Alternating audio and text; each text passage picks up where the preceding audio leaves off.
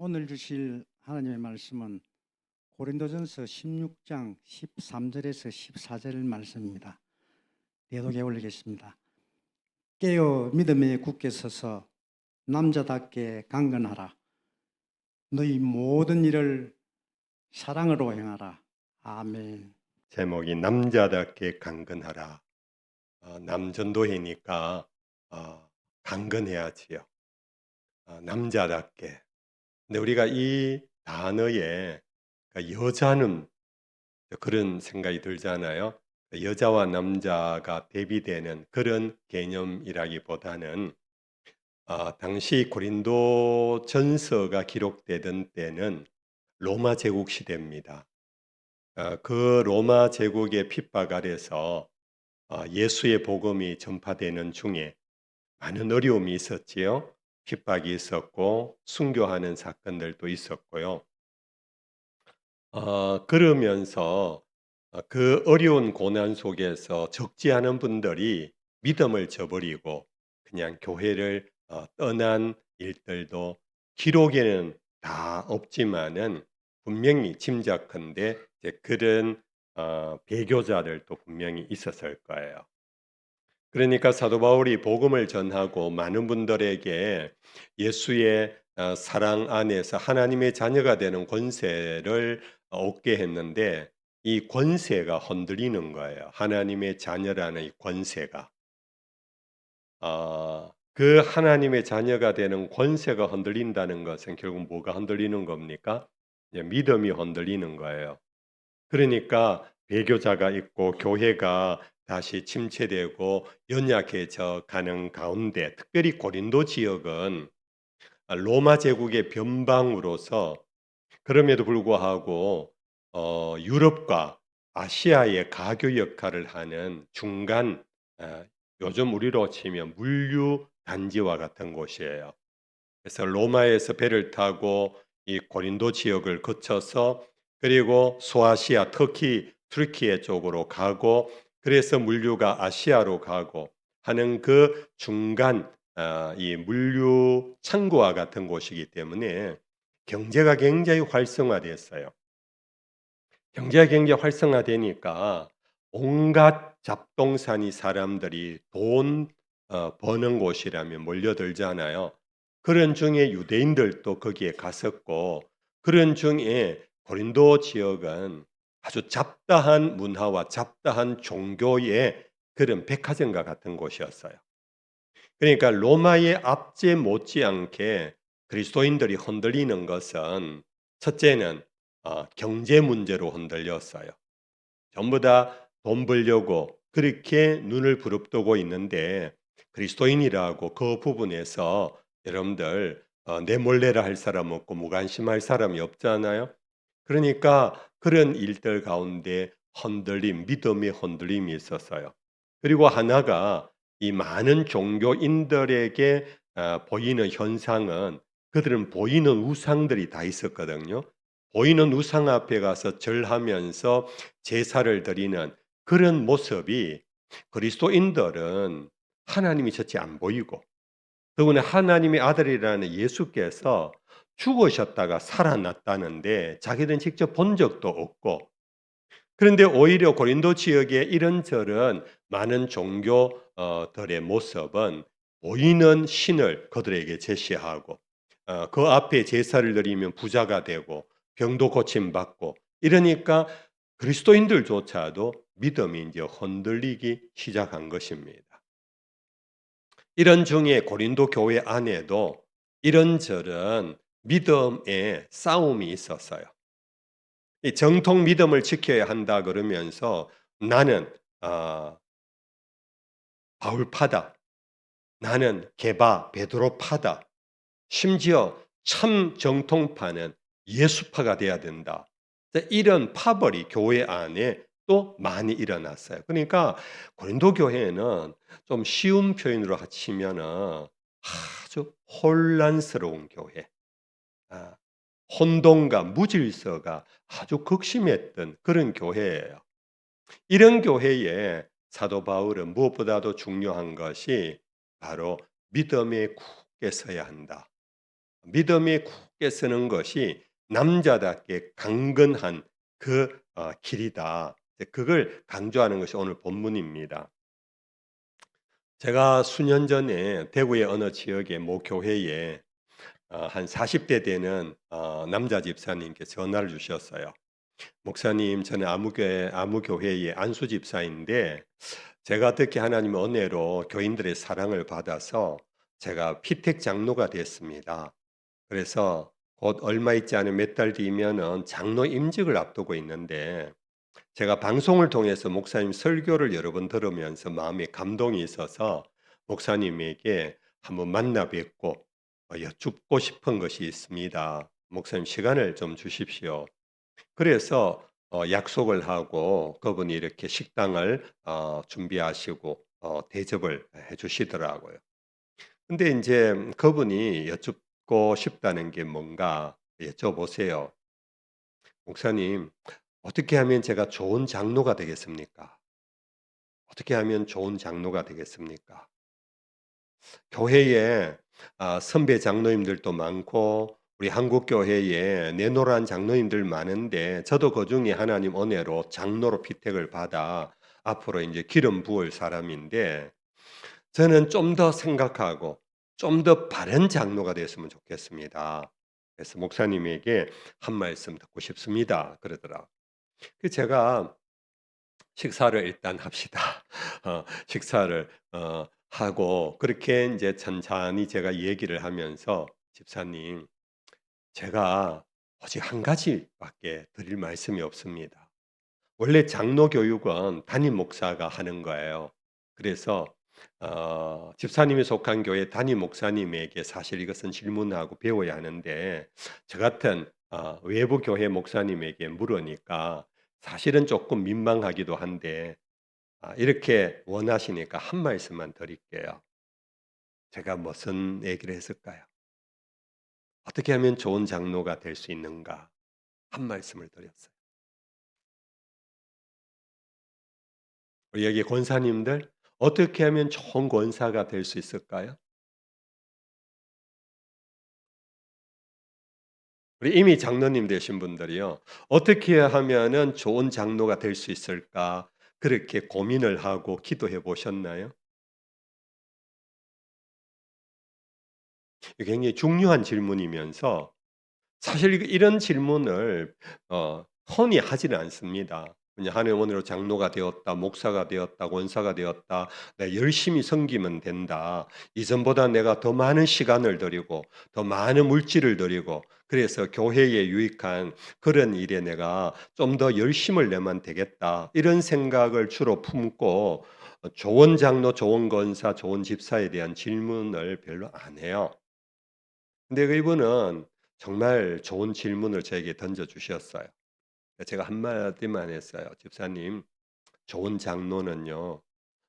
장로뿐 아니라 우리 목사도 마찬가지고 권사도 마찬가지인데 그것은 이전보다 예수님 더 잘 믿으면 돼요.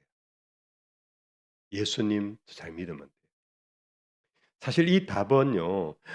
제가 처음 한 게 아니고 과거에 우리 한국 장로교회에 아버지와 같은 목사님이 계셨잖아요. 서울의 영락교회 한경직 목사님께서 은퇴하시고 교회가 세운 서울 남부에 있는 남한산성 그 위쪽에 기도원이 있어요. 영락기도원에. 거기서 은퇴를 하시고 이제 기도하며 보내시는 중에 여러분들이 목사님에게 찾아가서 "기도해 주십시오." 그러면 상담도 청하는 중에 나온 얘기예요.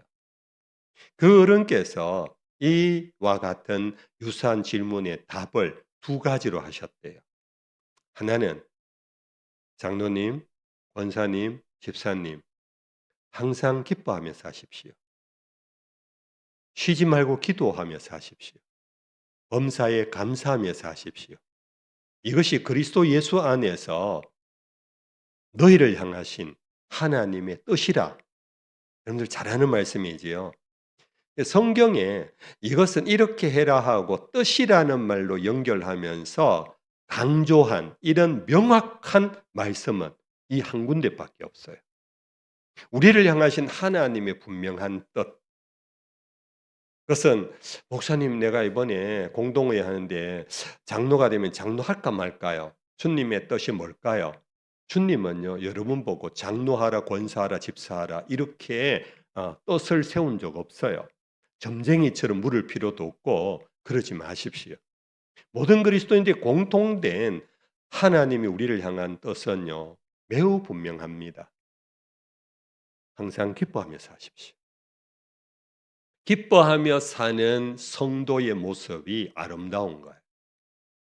그 기뻐하며 사는 삶 자체가 교회를 섬기는 가장 중요한 일이에요. 교회는 열심히 와서 봉사하는데 그분의 표정이나 그분의 생활 과정에서 기쁨이 없다. 그것은 정말 쭉정이잖아요. 성경이 말씀한 대로 한 경제 목사님은 가르친 거예요. 그러면 쉬지 말고 기도하십시오. 이거는 기도실에 와서 계속 그냥 손 모아가 기도하라는 것이 아니고 이것은 쉬지 말고 주님과 교통하십시오. 주님과 교통하십시오. 예. 그것이 하나님의 뜻이다. 주일 와서 한번 설교 듣고 예배 마치고 그냥 돌아가는 것이 하나님과의 교제가 아니다. 하나님은 계속해서 우리를 만나기를 원하세요. 계속해서 우리와 대화하기를 원하시고 당신의 말씀을 들려주기도 원하시고 우리의 간구를 듣기를 원하세요. 그것이 바로 하나님의 뜻이에요. 그리고 하나가 범사에 어떠한 형편과 처지이든지 감사 생활하는 것, 그것이 감사 헌금을 드리라는 것보다 더 원천적인 내 형편을 자족하고 하나님의 뜻이라 여기고 하나님의 택함을 받은 사랑을 입은 자는 모든 것이 합력하여 선을 이룬다라는 이 믿음 안에서 감사하면은 그것이 하나님을 가장 기쁘시게 하는 하나님이 원하시는 뜻이에요. 그래서 한 목사님 그렇게 답을 하시고 이어서 한 말씀 보탠 것이 그러면서 여러분들 예수 잘 믿으셔야 합니다. 예수 잘 믿는 길이 뭐냐? 그는 1년 52주 안 빠지고 예배에 참석하는 것도 물론이고 교회 이런저런 봉사하는 일에 열심히 참여하는 것도 물론이지만은 그것은 바로 예수를 잘 믿는 데서 그것이 나오는 것이다. 예수를 잘 믿으면은 항상 기뻐하게 된다. 예수를 잘 믿으면은 절로 기도가 이어진다. 예수를 잘 믿는 사람의 결과는 뭐냐? 그것이 범사에 감사하는 거다. 우리 남전도 회원 여러분들이요. 그러한 귀한 예수 잘 믿는 여러분들 될 수 있기를 축복합니다. 자, 그러면서 저는 예수를 잘 믿는 믿음을 성경에서 또 하나 찾아보면 히브리서 제11장 여러분들 잘 아는 말씀이지요. 믿음의 장이라 하는 아브라함 이야기가 나오고 그런 장이 있잖아요. 거기에 앞부분에 에녹에 대한 믿음을 얘기하면서 에녹은 하나님과 동행하더니 하나님을 기쁘시게 함으로 죽음을 보지 않고 하나님께로 간 자라. 여러분들 에녹 아시지요? 이때 그 에녹에 대한 믿음의 뒷부분 더 구체적으로 이어서 말씀하신 것이 뭐냐 하면은 믿음이 없이는 하나님을 기쁘시게 하지 못하나니 그에게 나아가는 자는 반드시 그가 계신 것과 그를 찾는 자에게 상 주시는 자이심을 믿어야 할지니라. 믿으세요? 여러분들 믿음이 없이는 기쁘시게 하지 못하는데 그래서 하나님을 기쁘시게 하는 믿음에 성경에 직접적으로 표현한 것은 하나님께 나아갈 때 그가 계신 것을 믿어요. 그런데 오늘 우리는 예배드리러 왔다. 예배에 출석하러 온 게 아니고 누구를 만나러 온 겁니까? 하나님을 만나. 예배에 수없이 참석해도 하나님을 못 만나고 간다면 여러분들 그것만큼 정말 바보스러움이 없고 그만큼 헛된 짓이 없어요. 여러분들이 어디 계속 참석했습니다. 매주 참석합니다.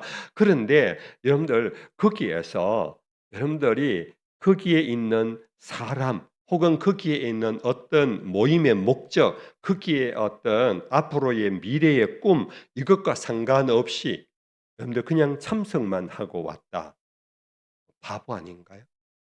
우리가 예배를 드릴 때요, 가장 핵심은 뭐냐? 무슨 찬양으로 하나님을 기쁘시게 할까? 어떤 기도로 하나님을 감동시킬까? 하나님에게 상달되는 기도를 할 수 있을까?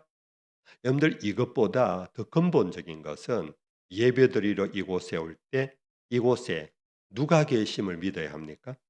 하나님이 계심을 믿어요.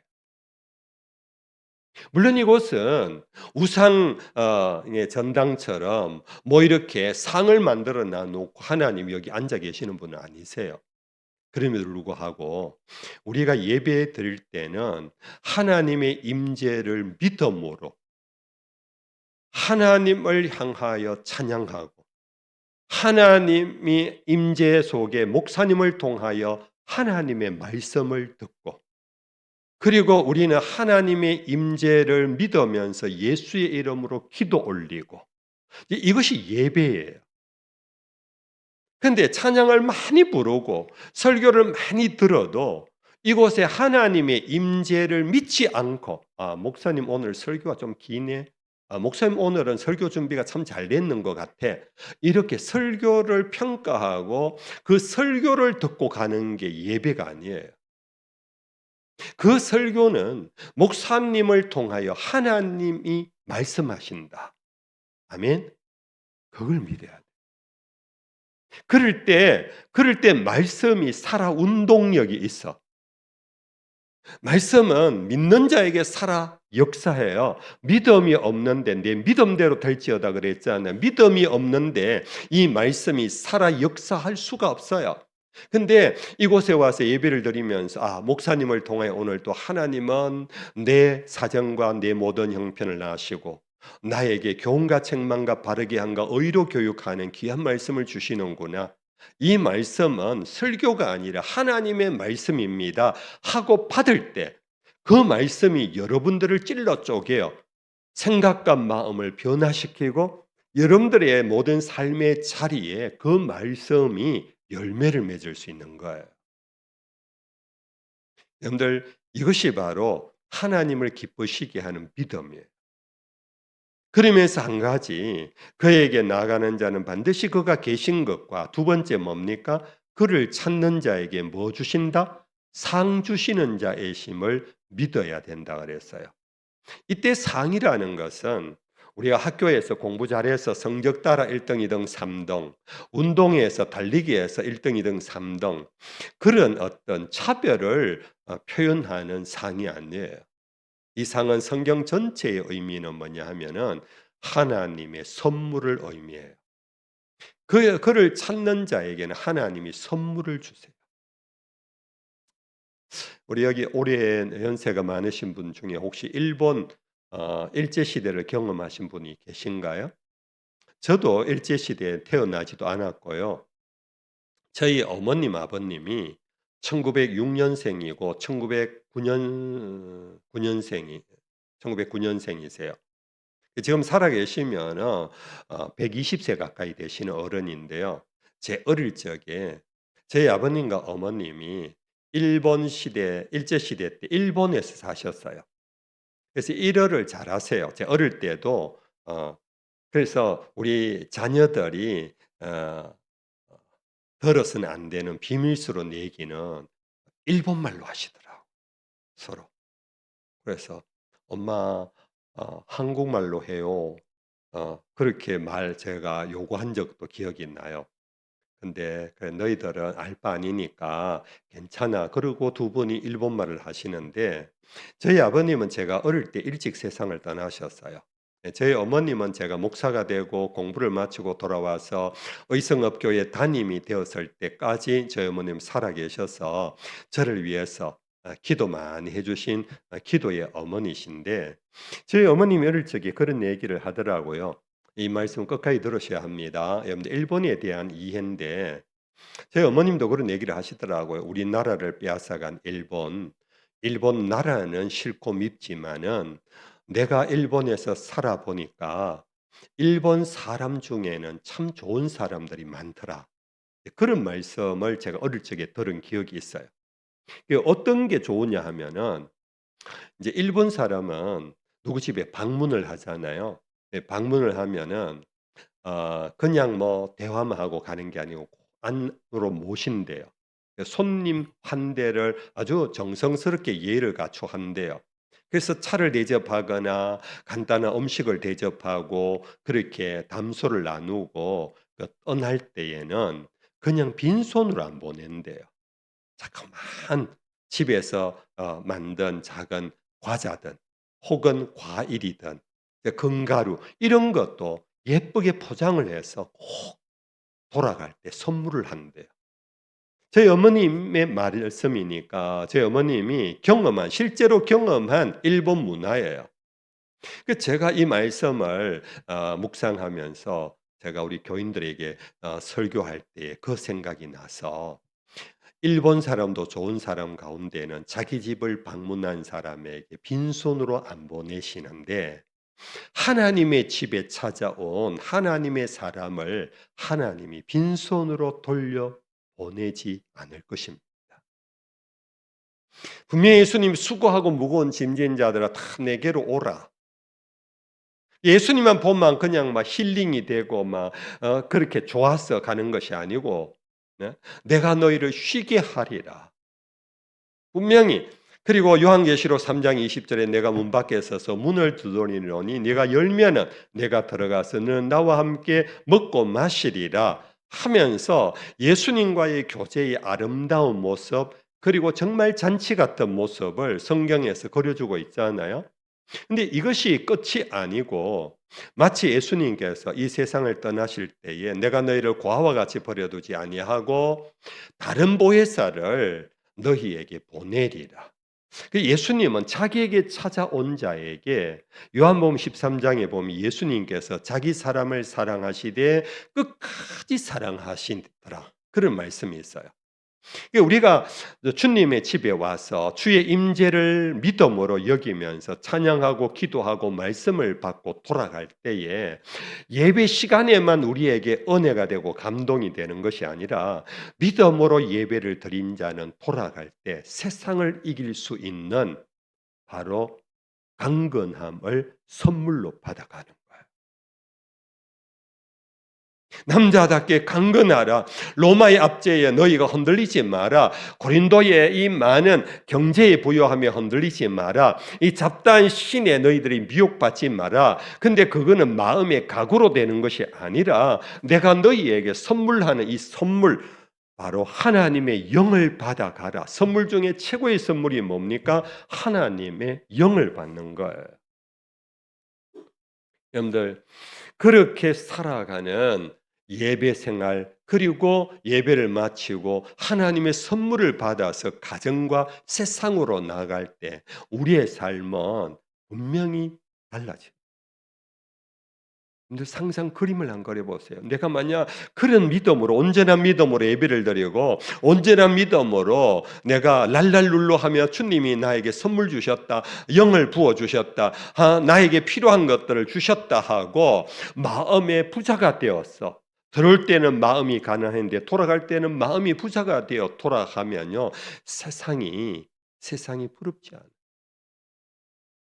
이러한 하나님의 임재와 하나님의 선물을 받지 않고 돌아가면요. 여리고성이 막 보여요. 안악자손이 막 보여요. 세상 사람들이 너무 무서운 거예요. 야, 세상 살기 어렵다.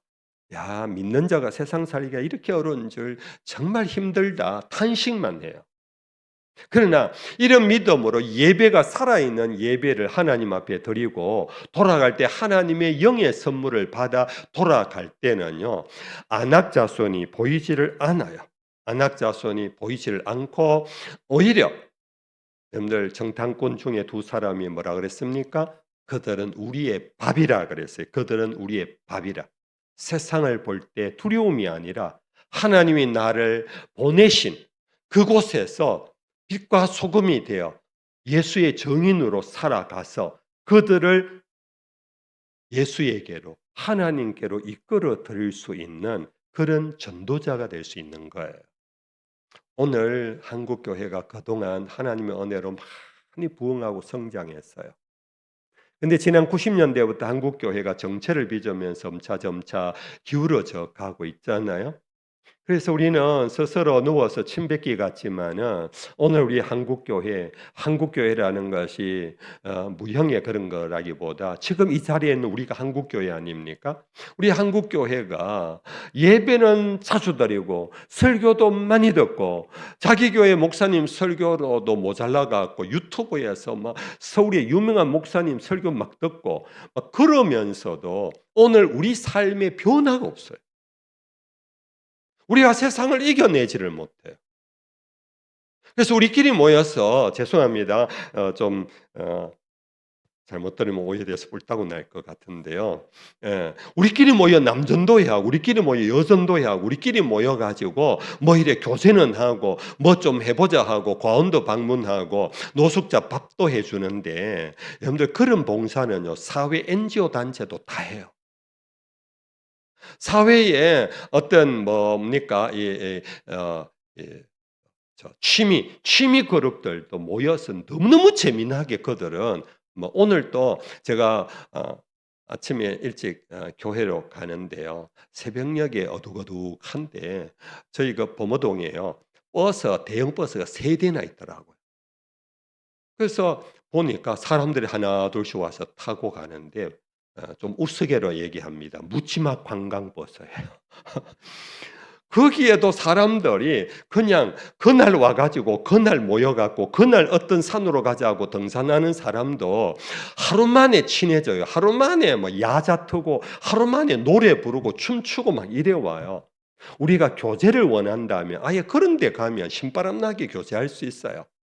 우리 교회라는 것이 그런 곳이 아니거든요.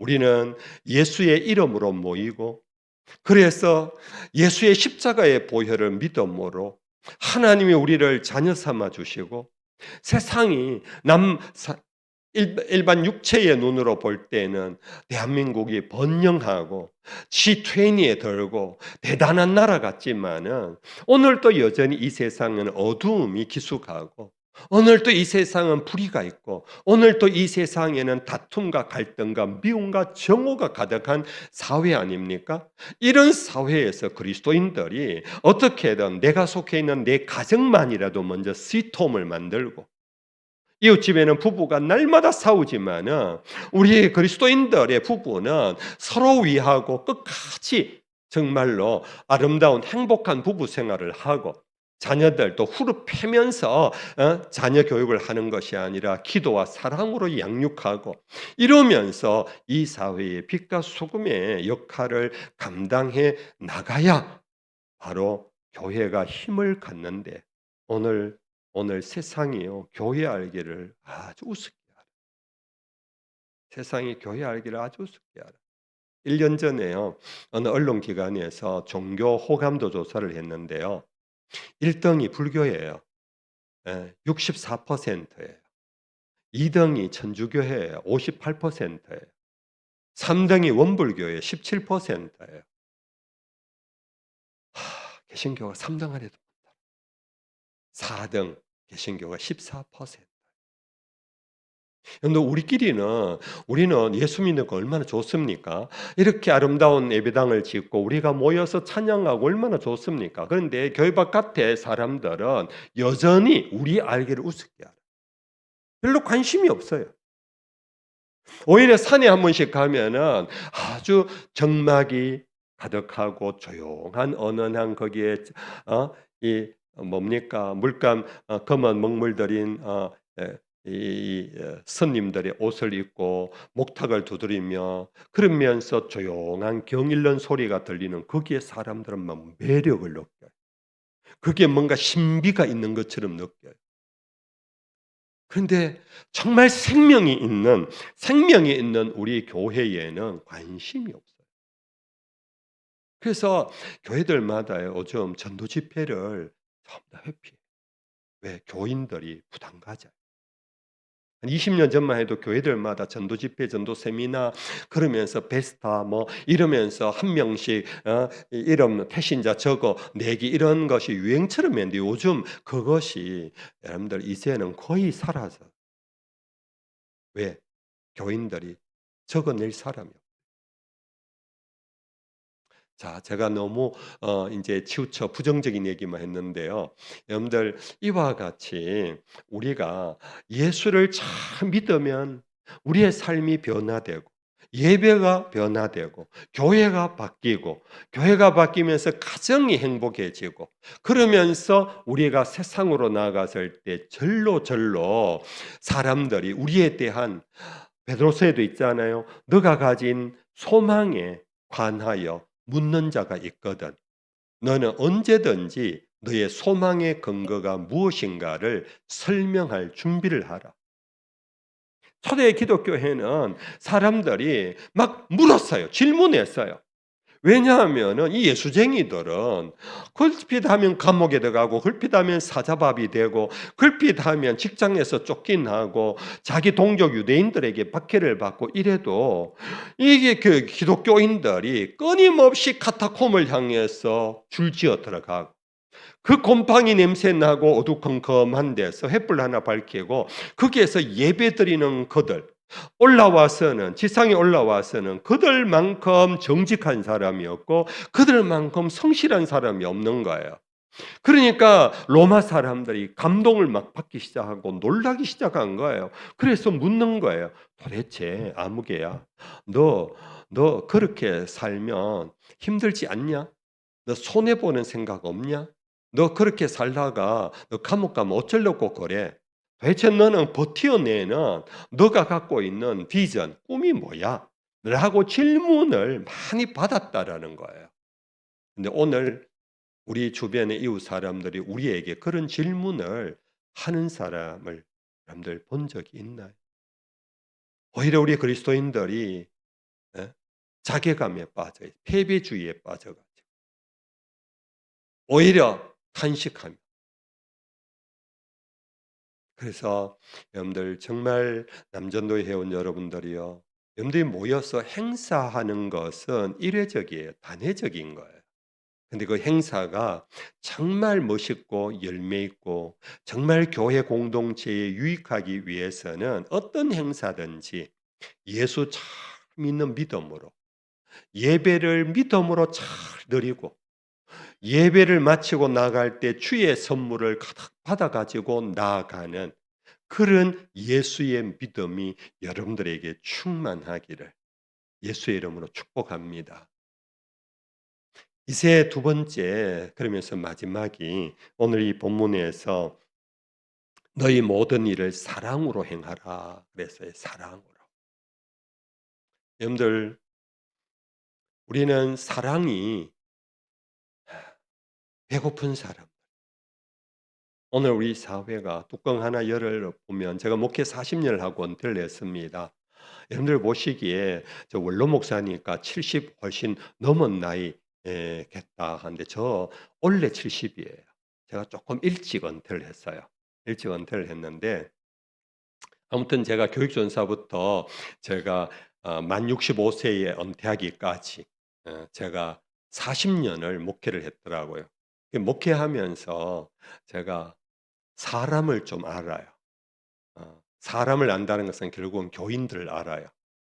이 교인들이 제가 좀 센 말로 표현하면요.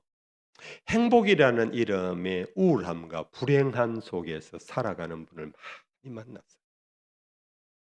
뚜껑 하나 딱 열면은 그 속에 어둠이 가득해요.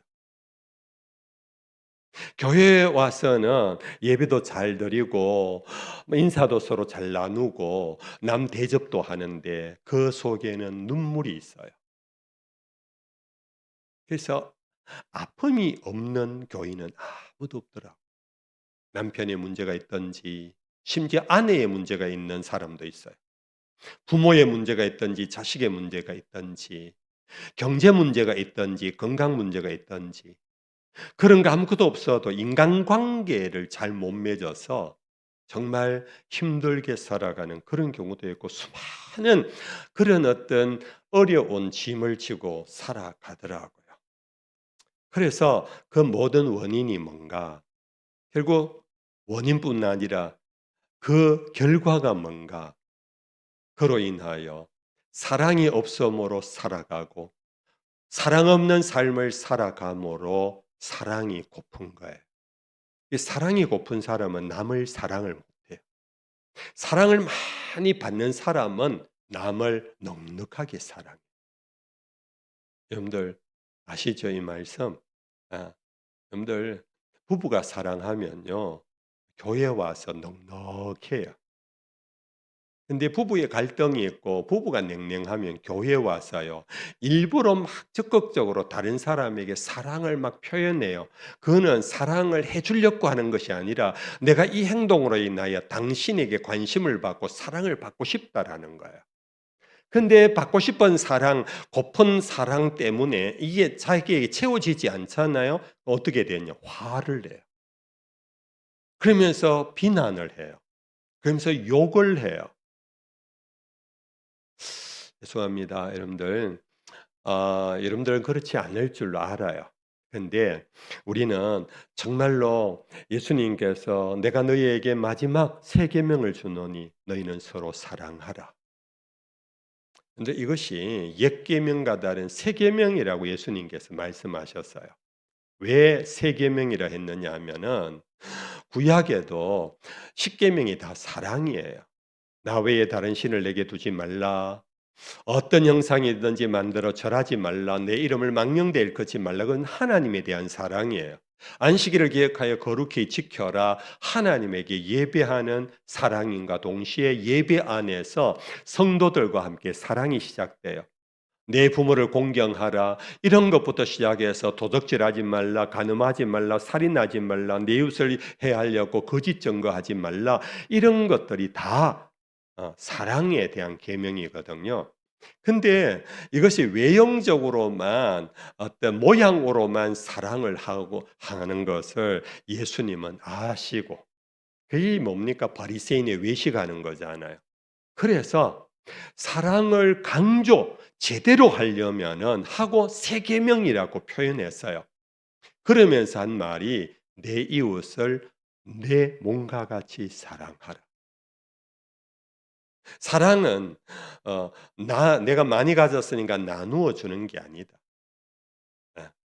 사랑은 내가 필요한 것처럼 저 사람에게도 필요하고 내가 아픈 것처럼 저 사람도 아프고 내가 칭찬받고 싶으면 저 사람도 칭찬받고 싶고 그래서 자기가 필요한 것이 다 저 사람에게도 필요하고 나에게 이거는 없었으면 싶은 거는 저 사람에게도 없어야 되는 이런 것을 의미하는 것이 예수님이 말씀하신 바로 새 계명 이웃 사랑이에요.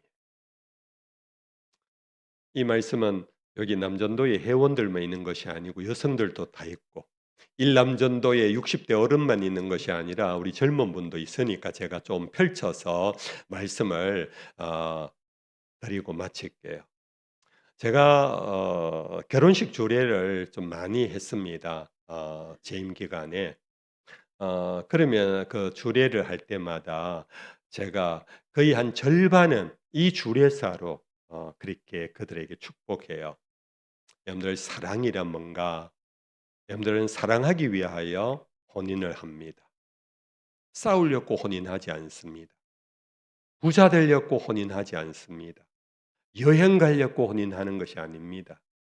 자식 놓으려고 혼인하는 것이 아닙니다. 여러분들은 두 사람이 더 깊이 사랑하려고 결혼을 하는 것입니다. 근데 그 더 깊은 사랑은 지금까지 연애 중에 있었던 사랑과 좀 다릅니다. 연애 중에 있었던 사랑은 보기만 해도 좋았고 그냥 받는 것 없고 주는 것 없어도 그냥 만나고 싶은 그것이 연애 기간의 사랑인데 결혼한 후에 찐 사랑이 시작됩니다. 그 찐 사랑은 바로 결혼을 해보면 아는데 이제 신혼여행 가면은 놀랄 일이 있을 겁니다. 연애 기간에는 백말 타고 나타난 남자로만 보였는데 이제 신혼여행 가면은 이게 금성에서 온 인간이야. 이게 화성에서 온 여자야. 금성화성이라는 게 뭡니까? 지구가 아닌 별 세계예요. 별 세계 전혀 세계가 다른 세계에서 지구로 어떻게 와 가지고 우연찮게 만나 가지고 우리가 부부가 된 것과 같을 정도로 너무도 달라도 너무 달라요. 우리 장로님들 그렇죠? 예. 저도 결혼 생활 제가 한 3 년을 했어요. 40한 4 년을 했네요. 제가 좀 일찍 결혼했어요. 제 아내가 좋다고 자꾸 일찍 하자 그래 가지고 제가 일찍 결혼했는데 예. 여러분들 이 시간에 졸음이 올 것 같아요. 제가 우스개를 했습니다. 아 정말로 남자와 여자는 너무 다르더라고요. 아직도 저는 제 아내를 모르겠어요. 희한한 게 여자더라고요. 아마 제 아내도 그럴 것 같아요. 제 아내. 그래서 너무도 다른 근데 연애 기간에는 이게 다른 게 안 보였어요. 그게 인제 콩깍지 씌인다 그러잖아요. 콩깍지 씌이면 다른 게 안 보여. 근데 결혼을 해서 신혼여행 가서부터 이게 보이기 시작 콩깍지가 벗겨지면서 다른 게 보이는 거예요. 양말을 벗어 갖고 아무 데나 던져. 정말 내 아내는 천사 같아서 정말 화장실도 별스러운 화장실을 사용할 정도로 그렇게 순수하고 순결할 줄 알았는데 며칠 가지 않아서 방구를 뿡뿡 뀌어. 근데 웃기려고 하는 겁니다. 그러니까 너무나 다른 게 막 보이는 내가 생각했던 것보다 다른 게 막 보이는 거예요. 여러분들 교회가 그런 곳입니다. 교회가요. 우리 여 목사님이 그러실 거예요. 저는 이제 은퇴를 했으니까 인제 거기에서 노임을 받았는데요. 목회자가 제일 어려운 일이 뭐냐면은요. 교인이 10 이면 10 명이 달라요. 100 이면 100 이가 달라요. 아니 쪼끔 비슷하기라도 하면 가르치고 이끌어 갈 텐데 너무나 달라요. 예. 예. 설교를 하면은요. 인제 초신자가 있는가 하면은 평생을 교회를 다니며 목사님 설교를 통해서 하면 어가 나올 줄 다 아시는 분도 있어요. 그러니까 정말 어디에 맞춰서 설교해야 될지 모를 정도로 돌아오면 성질 급한 사람이 있는가 하면 ner이 트인 사람이 있고 뛰는 사람이 있는가 하면은 앉아서 지내려고 하는 사람이 있고 별의별 사람이 바로 교회라는 공동체예요. 이러한 다양한 사람들의 마음을 이해하고 받아주고 그들의 기도 제목을 안고 같이 기도하려고 하는 게 이 목회자의 가장 큰 짐이고 어려움이거든. 예. 여러분들 제가 너무 설교가 길었습니다. 제가 오늘요. 제가 우리 부모교회에서 석 달에 한 번씩 주일 예배 설교를 하는데 오늘 마침 오늘이에요. 3번 설교하고 여기 막 달려와 갖고 저도 지금 피곤해 죽을 것 같아요. 그런데 여러분들 보면서 이 멀리까지 와서 조금이라도 말씀을 더 드리려고 제가 애쓰고 있으니까 여러분들도 조금만 더 애써 주십시오. 예. 인제 5분 안에 마칠게요. 음.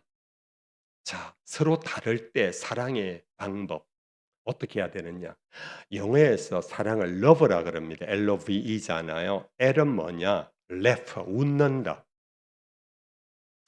다른 사람, 저 사람하고 내하고 다를 때 사랑의 표현은요. 웃으면 돼. 다 알고 하나가 되어서 사랑할 수가 없어요. 나와 다른 사람에게 사랑의 표현은 웃음으로 시작해요. 우리 남전도 여러분들이요. 남자가 웃으면 가정이 화목해요.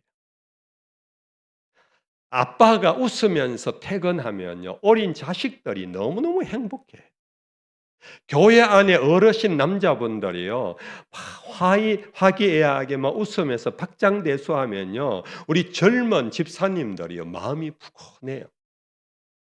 그런데 어르신들이 안 웃고 굳은 근엄한 얼굴로 있으면 말은 목사님이 옆에 분하고 우리 서로 사랑합니다. 인사하세요. 네. 사랑합니다. 하는데 표정이 전혀 웃음이 없으면 이거 정말 교회가 힘들어요. 그래서 여러분들 무슨 일을 하든지 웃음으로 시작하십시오. 예. 그러면 여러분들 없던 사랑도 생기기 시작해요. 두 번째 LO, O는 뭐냐? 영어에서 오케이, 오케이라는 것은 좋아, 괜찮아 하는 거. 사랑이란 내 마음에 들지 않아도 좋다고 해주는 것, 그게 사랑이에요. 괜찮다고 해주는 것, 이게 사랑이에요. 여러분들 다 경험할 겁니다. 굉장히 똑똑하신 분들이 여러분들 부담스럽잖아요. 똑똑하신 분은 뭡니까? 하나에서 열까지 다 아니까 이거 왜 이랬어? 따지고 그러면서 밝혀내려고 하면은 여러분들 참 힘들잖아요. 예. 똑똑하기는 한데 그런 사람 만나면 부담스러워서 가까이 하기에 먼 당신이잖아요. 그래서 교회는 사랑의 공동체가 되려면요. 괜찮아요, 집사님. 좋아요. 이 말이 교회의 유행어가 돼야 돼요. 유행어가. 예. 목사님요, 다 좋다 그러면은 이상한 교회가 되면 어쩝니까? 예. 여러분들 그것이 가식적이고 외식적이라면 이상한 쪽으로 가겠지만 진심으로 괜찮아요, 집사님. 저도 집사님 만날 때 실수 많이 했어요. 선생님 오늘 늦었다고 굉장히 당황해하지 마세요. 나도 주일학 교사 젊을 때 뭐 어쩌다 보니까 늦어갖고 늦게 와갖고 저도 아주 당황스러운 적 있어요. 다음에는 조금 일찍 시작하시면 돼요. 우리가 이렇게 대화하면요. 누가 그 얼굴에 침을 받겠습니까? 우리가 어떤 행사를 하고 어떤 일을 도모하기 전에 그 일을 하면서 서로 간에 괜찮아요, 좋아요라는 말을 하게 될 때 그 일과 그 모임은 화기애애하게. 여러분들 그렇게 하실 거지요? 아멘. 네. 그리고 세 번째는요. LV, V라는 것은 빅토리예요. 이긴다는 거잖아요. 사랑이란 상대가 이기도록 하는 거예요. 내가 이기는 게 아니고. 이 빌립보서 2장에 보면 성령이 너희에게 임하여 무슨 권면하는 것이 있으면 너희는 한 뜻과 한 마음을 가지고 남을 나보다 낮게 여기라는 말씀이 있어요. 낮게가 아니고 낮게 여기는. 그래서 져주는 것이 내가 져주면 저 사람이 이기잖아요. 그렇게 하는 것이 사랑이에요. 제가 이 교회 저 교회 다니면서 교회가 우리 참 행복한 교회도 있지만은 힘들어하는 교회도 있어요. 그 힘들어하는 교회의 공통점은 뭐냐 하면은 서로 이기려고, 서로 자기 주장이 옳다고 고집을 부리는 데서 교회가 어려움에 빠지더라. 그래서 여러분들 주님 오시는 그날까지 우리 농공교회가 정말 살아있고 사랑의 공동체가 되려면은 내가 져주자. 아멘.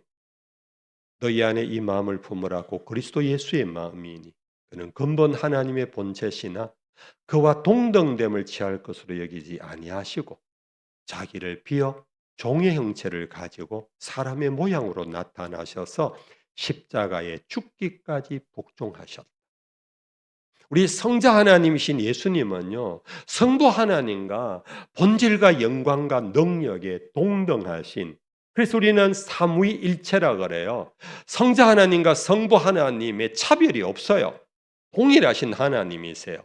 그럼에도 불구하고 성자 하나님 예수님은 아버지의 말씀에 따라 내가 스스로 이 땅에 온 것이 아니라 아버지가 보내셔서 왔다. 아들 예수님은 항상 아버지를 앞세웠어요. 이런 문장 때문에 여호와의 증인이라든지 이상한 이단들은 봐라, 예수는 하나님 아버지보다 열등하잖아. 하나님 아버지는 명령하고 예수님은 부림받는 차별이 있잖아. 그렇게 주장을 해요. 근데 성경은 그래 읽으면 안 돼요. 사도 바울은 빌립보서 2장에 너희 안에 이 마음을 품어라. 곧 그리스도 예수의 마음이 그는 근본 하나님의 본체시다. 동등하시다. 그럼에도 불구하고 동등됨을 취할 것을 여기지 아니하시고 자기를 비우셨다. 자기를 비우셨다. 쉬운 말로 하나님의 말씀에 순종하는 종이 되셨다. 이것이 결국은 인류를 구원한 십자가의 길 아니겠습니까?